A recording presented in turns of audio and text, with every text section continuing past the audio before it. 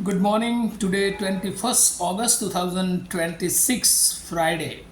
Wisdom of word of God morning ડિવોશનમાં આપ સર્વનો આવકાર કરવામાં આવે છે અને પ્રેમી સલામ પાઠવવામાં આવે છે. આજે સવારે નીતિવચનોના પુસ્તકમાંથી એના 17મો અધ્યાય અને એની બીજી કલમ પર પ્રભુના વચનોમાંથી ટૂંકું મનન આપણે કરવા માગીએ છીએ અને પ્રભુનું વચન આ પ્રમાણે કહે છે: ડહાપણથી વર્તનાર ચાકર ફજેતી કરાવનાર દીકરા પર અધિકાર ચલાવશે અને તેને એના ભાઈઓમાં વારસાનો ભાગ મળશે. એનઆઈવી બાઇબલ પ્રમાણે Proverbs chapter 17 verse 2, a wise servant will rule over a disgraceful son and will share the inheritance as one of the brothers. અને આ પ્રભુનું વચન છે અને એને એક થીમ અથવા એક મુદ્રાલેખમાં જો આપણે જોઈએ તો એબિલિટી બેટર ધેન પ્રિવિલેજ, એટલે કે ક્ષમતા એ વિશેષ અધિકાર કરતાં પણ વધુ સારી બાબત જોઈ શકાય છે. આજે આપણે જીવનમાં જોઈએ છે કે બાઇબલ જે આપણને વારંવાર સુલેમાન દ્વારા જે શીખવવા માગે છે કે જ્ઞાન એ બહુ ઉત્તમ છે. કેમ? કારણ કે જ્યારે આપણે ઈશ્વરની ઓળખમાં, ઈશ્વરના ભય અને બીકમાં જીવન જીવીએ છીએ ત્યારે ઈશ્વર આપણને જ્ઞાન આપે છે.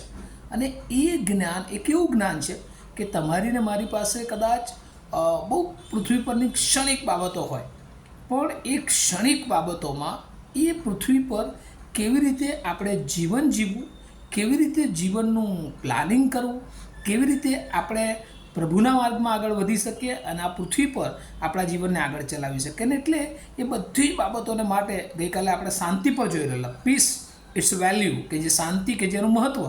અને આજે આપણે ક્ષમતા, એબિલિટી, જે ઈશ્વર બહુ આગવું લક્ષણ તમને મને આપે છે. અને આપણે બાઇબલમાં જોઈએ તો સુલેમાન, કે જે ઈશ્વરની બીકમાં, ભયમાં જીવન સોંપ્યું અને ઈશ્વરે એને જ્યારે માંગણી કરવાનું કીધું ત્યારે એ ઘણું બધું માગી શક્યો હોત, ધન, સંપત્તિ બધું માગી શક્યો હોત. પણ એણે શું માગ્યું? તો કે છે એણે ડહાપણ માગ્યું, એણે જ્ઞાન માગ્યું. કેમ? કારણ કે ઈશ્વર એને જે આપવા જઈ રહ્યા એ એની ધન સંપત્તિ કરતાં પણ વધારે, કે જે ઈશ્વર એને રાજા બનાવવા માંગતા હતા, અને એ રાજા તરીકે એ જે રાજ્ય ચલાવવા માટેની જે ક્ષમતા હોવી જોઈએ એ ડહાપણ એને માગ્યું. અને આપણે જોઈએ છે પછી કે સુલેમાન 127 પ્રાંત પર એ રાજ્ય કરનાર રાજા તરીકે, અને એનું જ્ઞાન કહે છે કે આજુબાજુ બીજા અન્ય રાજ્યોમાં એટલું પ્રચલિત હતું કે લોકો એનું જ્ઞાન સાંભળવા માટે એની પાસે સ્પેશિયલ આવતા હતા, કારણ કે એણે યોગ્ય ઈશ્વર પાસેથી જ્ઞાન, એટલે કે ક્ષમતા માગી. અને આ જે ક્ષમતા છે ને, આ જે ડહાપણ છે ને, આ જે જ્ઞાન છે ને, એ ઈશ્વર સિવાય કોઈ માણસ આપી શકતો નથી. ને એટલે અહીંયા લખવામાં આવ્યું છે કે ડહાપણથી વર્તનાર ચાકર ફજેતી કરાવનાર દીકરા પર વિશેષ અધિકાર ચલાવશે.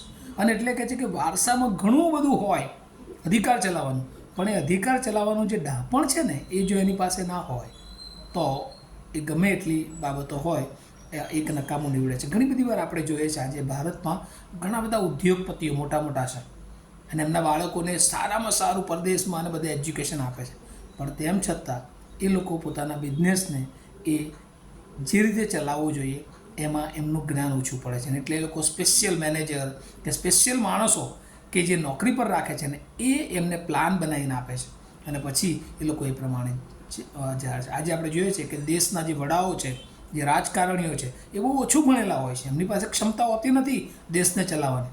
પણ દેશની જે સિસ્ટમ છે કે કેટલાક જ્ઞાની લોકો, ક્ષમતા લોકો, એમને પગાર પર રાખવામાં આવે છે અને એ લોકો દેશનું ભવિષ્યનું આયોજન કરે છે. અને નામ એ વ્યક્તિ બીજાનું, પણ એની પાછળની ક્ષમતા એ બીજાની હોય છે. અને એ બાબત આત્મિક રીતે આપણે જોઈએ, આપણું જીવન ગમે એવું હોય, આપણું જીવન એ કદાચ બહુ બધું આપણી પાસે ના હોય, પણ જ્યારે આપણે ઈશ્વરને સમર્પિત કરીએ છીએ ત્યારે ઈશ્વર એવું ડહાપણ, એવું જ્ઞાન, એવી ક્ષમતા આપણામાં ભરે છે કે આ જગતમાં પ્રભુ તમને ને મને એ યુનિક બનાવે છે. અને તમારી ને મારી પ્રભુ જરૂરિયાત ઊભી કરે છે. અને એવા અસંખ્ય લોકોને પ્રભુના માર્ગમાં ચલાવવાને માટે પ્રભુ તમારો ને મારો ઉપયોગ કરે છે. ઘણા બધા લોકોને મદદરૂપ થવાને માટે પ્રભુ તમને મને સક્ષમ બનાવે છે.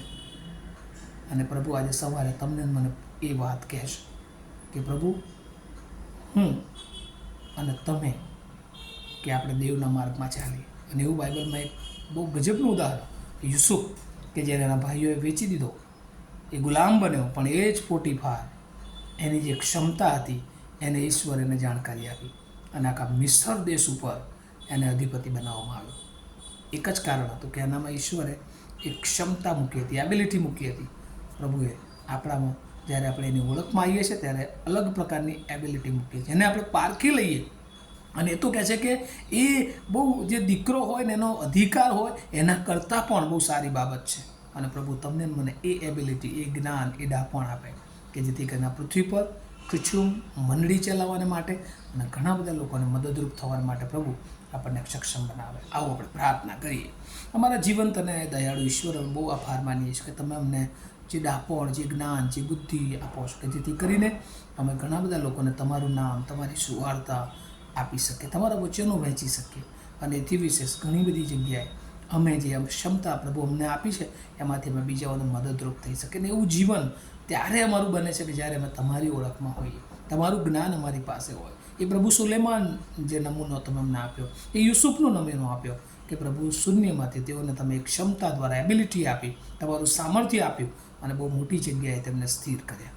અમારા માટે પણ તમારી જે વ્યવસ્થા છે આ પૃથ્વી પર અને એથી વિશેષ અનંતકાળિક રીતે અમે તમારામાં વૃદ્ધિ પામતા જઈએ એવી કૃપા માંગતા અમારી પ્રાર્થના ઈસુ પ્રભુના નામમાં સાંભળો, તેનો સ્વીકાર કરો.